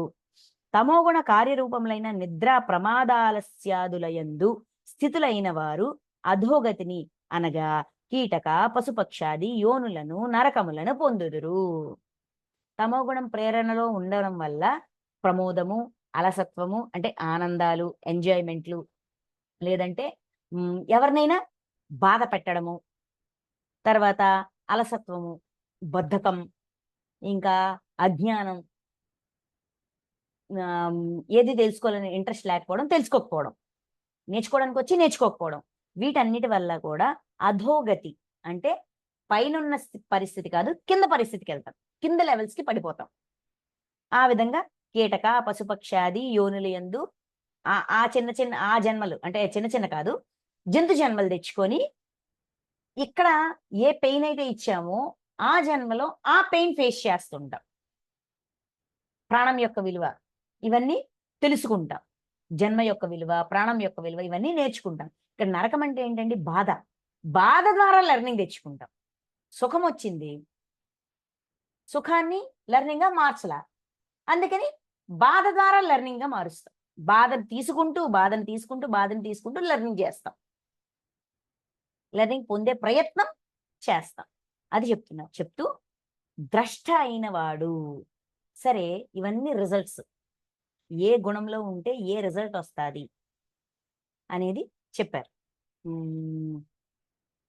మరణం తర్వాత ఎటువంటి రిజల్ట్, జీవించి ఉన్నప్పుడు ఎటువంటిది, దాని యొక్క ఫలితాలేంటి, వాటి యొక్క తత్వం ఏంటి, అదొక్కటి మాత్రమే ఉంటే ఎలా ఉంటది, ఇవన్నీ చెప్పాక ఓకే బానే ఉంది, మరి మనం ఎలాగుండాలా, ఏం చెయ్యాలా అనే క్వశ్చన్ మనకు వస్తుంది కదా. ఇక్కడ వరకు ఇచ్చిందంతా ఇన్ఫర్మేషన్, దానికి సమాధానం మనలో అంతర్గతంగా ఉండే ప్రశ్న. అంటే నేను నాలో అనన్య భక్తిని పెంచుకోవాలన్నా, దైవం పట్ల నా విశ్వాసాన్ని ఇంకా ఇంకా బలపరుచుకోవడానికి, అంతేకాకుండా క్షేత్రజ్ఞుడిగా ఉండి ఆత్మగా ఉన్న నేను ఆత్మగా జీవించాలి అంటే నా అంతర్గుణాలని తెలుసుకోవాలి, గుర్తించాలి. నా ప్రవర్తన ద్వారా దాన్ని నేను గుర్తించి, ఇప్పుడేంటి మనకి డ్రీమ్ వరల్డ్ కనెక్ట్ అవుతుంది. రాత్రి పడుకునే ముందు నా అంతరంగం ఏంటో నాకు చూపించండి మాస్టర్స్ అంటే చక్కగా కల్లోన మన అంతరంగానే మనకు చూపిస్తున్నారు. మరి అందరికీ అది సాధ్యం కాదు కదా, అంటే అందరూ ఇంకా అంతవరకు రాలేదు కదా. మరి అప్పుడేంటి అంటే ఇక్కడ పార్షియాలిటీ చూపించినట్టు కదా. అందుకని భగవానుడు మన ప్రవర్తనని బట్టి ప్రతి ఒక్కడు తనని దాన్ని చెక్ చేసుకోగలడు. మన ప్రవర్తన బట్టి మనం ఏ గుణాన్ని ఎక్కువగా వినియోగిస్తున్నాము, ఏ గుణాన్ని పట్టించుకోవట్లేదు, ఏ గుణం ద్వారా ఎవరిని ఏం చేస్తున్నాము, సరి అయిన పని చేస్తున్నామా, సరికాని పని చేస్తున్నామా, బాధ తీసుకుంటున్నామా, బాధ ఇస్తున్నామా, బాధ ఇవ్వకూడదు, బాధ పెట్టకూడదు, బాధ తీసుకోకూడదు, బాధ పెట్టకూడదు అనే రియలైజేషన్ లో గుణాన్ని వాడుతున్నాము, ఏ గుణాన్ని దేనికి వినియోగిస్తున్నాము అని చెక్ చేసుకోవడానికి ఇచ్చిన డేటా ఇచ్చాక మనిషి అనేవాడు ఎలా ఉండాలి. జ్ఞాని తనలో జ్ఞానాన్ని నిక్షిప్తం చేసుకుంటూ తన ఆత్మలో దివ్యత్వాన్ని సంతరించుకోవడానికి, దివ్య జ్ఞానాన్ని పెంపొందించుకోవడానికి, తాను దైవంగా మారడానికి, తద్వారా పరమాత్మ స్థితికి ఎదగడానికి ప్రయత్నించే వ్యక్తి ఏం చేయాలి, గుణాలని ఎలా చూడాలి, గుణాలని ఎలా వినియోగించుకోవాలి, మనకిచ్చిన గిఫ్ట్ ని మనం ఎలా యూజ్ చేసుకోవాలి అనేది 19, 20 ఈ 2 శ్లోకాల్లో చెప్పి అర్జునుడు అడిగిన ఆ ప్రశ్నకి సమాధానం ఎండ్ చేస్తారు. ఓకే, 19, 20 ఇది మన అసలు పాయింట్. మనం తెలుసుకోవాల్సి అంటే మనం ఆచరించాల్సింది. ఎంతవరకు చెకింగ్ అయ్యింది, చెకింగ్ చేసుకుని అక్కడ అయిపోతే సరిపోద్దా. ఓకే, నాలో ఇది ఇంత పర్సెంటేజ్ ఉంది, ఇది ఇంత పర్సెంటేజ్ ఉంది, ఇది ఇంత పర్సెంటేజ్ ఉంది, ఓకే ఓకే ఓకే అనుకుని మన్ని లెక్కలు వేసుకొని ఆపేస్తే అయిపోద్దా, కాదు కదా. తర్వాత లెక్క మార్చాలి కదా. అది ఎలా మారుస్తాం, అది ఈ 2 శ్లోకాల్లో చెప్తారు. ద్రష్ట అయిన వాడు, ద్రష్ట మనకి ద్రష్ట అనే పాయింట్ వచ్చిందా లేదా, ఏడొచ్చింది, క్షేత్రజ్ఞ విభాగ యోగంలో వచ్చింది. పరమాత్మని ఉపద్రష్ట అని, ద్రష్ట అయిన వాడు అంటే సాక్షితత్వాన్ని నేర్చుకోవడం, ఆత్మగా జీవించడం నేర్చుకోవడం, ఆత్మగా జీవిస్తున్నవాడు ద్రష్ట అయినవాడు, సాక్షిగా ఉండగలిగిన వాడు ద్రష్ట అయినవాడు. గుణములయందు ప్రవర్తించుచున్నవనియు, త్రిగుణములు తప్ప వేరుగా కర్తలు లేరనియు తెలుసుకొని, త్రిగుణములకు అతీతముగానున్న సచ్చిదానంద ఘన పరమాత్మ స్వరూపుడనైనా నా తత్వమును తెలుసుకొనును, అప్పుడు నా స్వరూపమునే పొందును. గుణములు యందు ప్రవర్తిల్లుచున్నవని, నా గుణం వల్ల నేను ఈ విధంగా ప్రవర్తిస్తున్నాను, నా ప్రవర్తన వెనక నా గుణం కారణము అని తెలుసుకుని, త్రిగుణములు తప్ప వేరుగా కర్తలు లేరనియు, ఈ గుణాల వల్లే నేను ఇలా ప్రవర్తిస్తున్నాను, నా ప్రవర్తన వెనక కర్త పరమాత్మ కాదు నా గుణం అని గుర్తించి అర్థం చేసుకుని, లేరని అది తప్ప ఇంకెవరు లేరు అంటే పరమాత్మ కాదయ్యా నా చేత చెయ్యించింది, నా గుణం నా చేత చెయ్యించింది, నేను గుణదాసుని అవ్వడం వల్ల నేను ఈ పని చేశాను, గుణములు యందు ప్రవర్తిల్లుచున్నవని, నా పని వెనక నా ప్రవర్తన వెనక నా గుణమే కారణము, నా గుణమే కర్త అని తెలుసుకుని, త్రిగుణములకు అతీతముగానున్న త్రిగుణాతీతుడు అవ్వాలని ప్రయత్నం చేస్తారు. ఆ త్రిగుణాతీతుడు ఎవరైనా ఉన్నారా అని చెక్ చేసుకుంటే పరమాత్మ గుణాలకి అతీతంగా త్రిగుణాతీతంగా ఉన్నారు అని తెలుసుకుని ఆయనలా ప్రవర్తించడానికి ఆయనని రోల్ మోడల్ గా తీసుకుని ఆయన యొక్క సహాయ సహకారాలతో సచ్చిదానంద ఘన పరబ్రహ్మ సత్ చిత్ ఆనందం సత్యం వల్ల పొందే ఆనందాన్ని రుచి చూడడానికి ఆ పరమాత్మని చేరుకుంటాము. అంటే ఆయన హెల్ప్ అడుగుతాం. అయ్యా, ఈ గుణాల వల్లే నేను ఇలా ప్రవర్తిస్తున్నాను, నాకు అర్థమైంది. దీనికి కర్త నా పని వెనక కర్త నా గుణం, ఇది కూడా నాకు అర్థమైంది. ఇప్పుడు నేను దీన్ని దాటాలి. నా అంతరంగంలో నా ఆత్మలో ఉన్న ఈ గుణాన్ని నేను ఈ విధంగా ఉపయోగించాను అంటే మీరు ఇచ్చిన గిఫ్ట్ని మిస్యూజ్ చేశా, లేదంటే ఉపయోగించుకున్నా. దుర్గుణంగా మార్చామా, మిస్యూజ్ చేసుకున్నట్టే. సద్గుణంగా మార్చామా, బాగు చేసుకున్నట్టు. ఈ విధంగా నేను దీన్ని దురుపయోగం చేశాను, దుర్గుణంగా మార్చాను.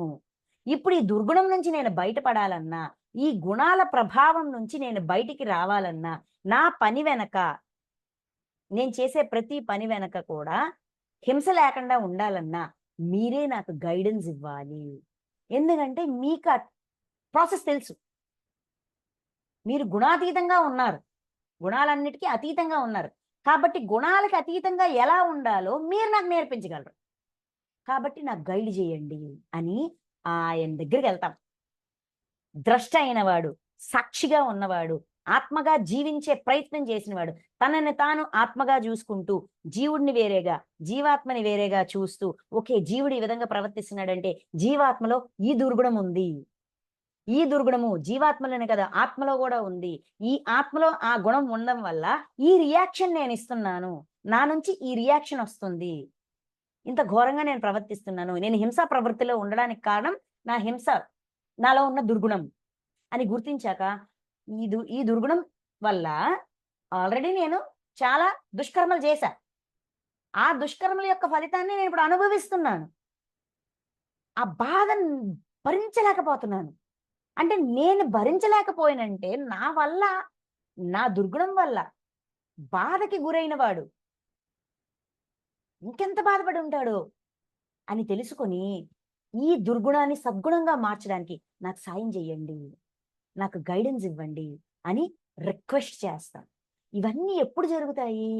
మన తప్పుని మనం అంగీకరించినప్పుడు, మనల్ని మన పట్ల మనం సాక్షిగా ఉన్నప్పుడు. ఇక్కడ సాక్షిగా ఉండమంటే ఎదురుకి ఇద్దరు కొట్టుకుంటున్నారు, నాకు ఎందుకని నేను పక్కన నిల్చోవడం కాదు.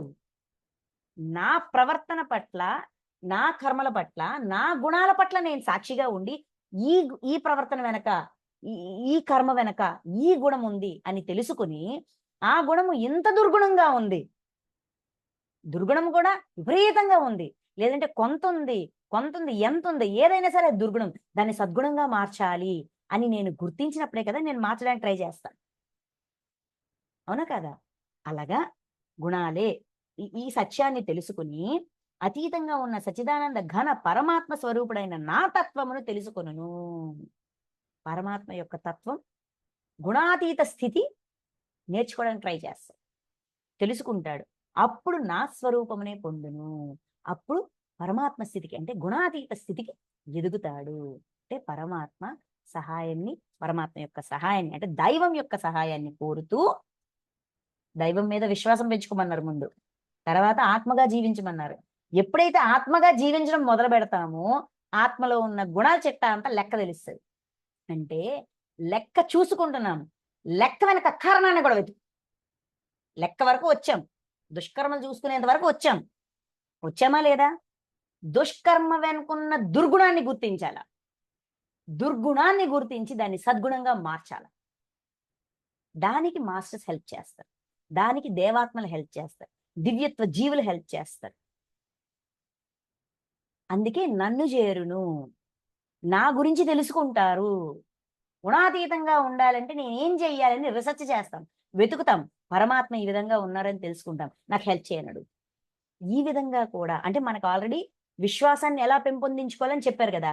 ఈ విశ్వాసంతో మనకి ఏ క్వశ్చన్ వచ్చినా, ఏ సమస్య వచ్చినా టింగమని ఆయన దగ్గరికి వెళ్తాం. చాలా మందికి షిరిడి సాయి మీద విపరీతమైన విశ్వాసం, ప్రేమ.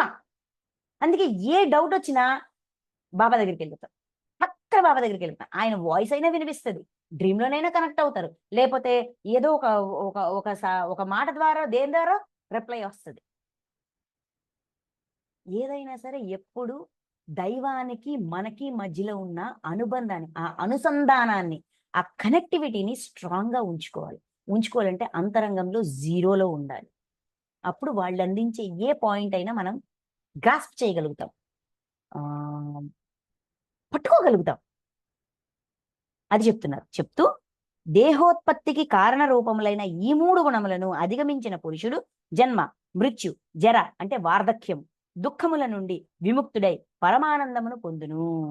దేహోత్పత్తికి కారణములైన, దేహాన్ని ఉత్పత్తి అంటే ఒక శరీరాన్ని తీసుకోవడానికి కారణములైన ఈ 3 గుణములు, ఈ 3 గుణాల కారణంగానే మనం శరీరాన్ని తీసుకొని వస్తాం.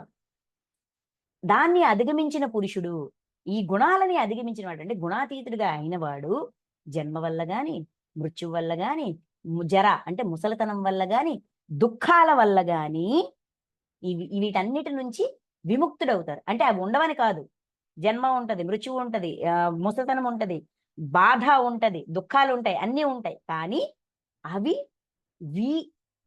ఈ వ్యక్తి మీద అంటే ఈ ఆత్మ మీద, ఈ జీవాత్మ మీద ప్రభావం చూపించవు. ఎందుకంటే వాటిని ఎలా డీల్ చేయాలో తెలుసు, ధైర్యంగా ఉంటాడు.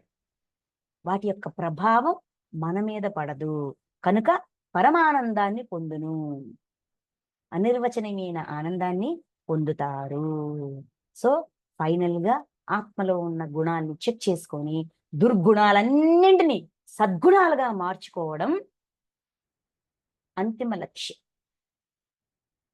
అది తెలియజేస్తున్నారు. ఓకే మాస్టర్స్, మనం ఇక్కడ ఆపుదాం. ఎందుకంటే ఇవన్నీ విన్నాక అర్జునుడు మళ్ళీ క్వశ్చన్ చేస్తారు. ఆ అర్జునుడు అడిగే ప్రశ్న, దానికి వచ్చే సమాధానాలు అంటే ఈ అధ్యాయం యొక్క మిగతా శ్లోకాలు నెక్స్ట్ చూసుకుందాం. Thank you masters, thank you so much.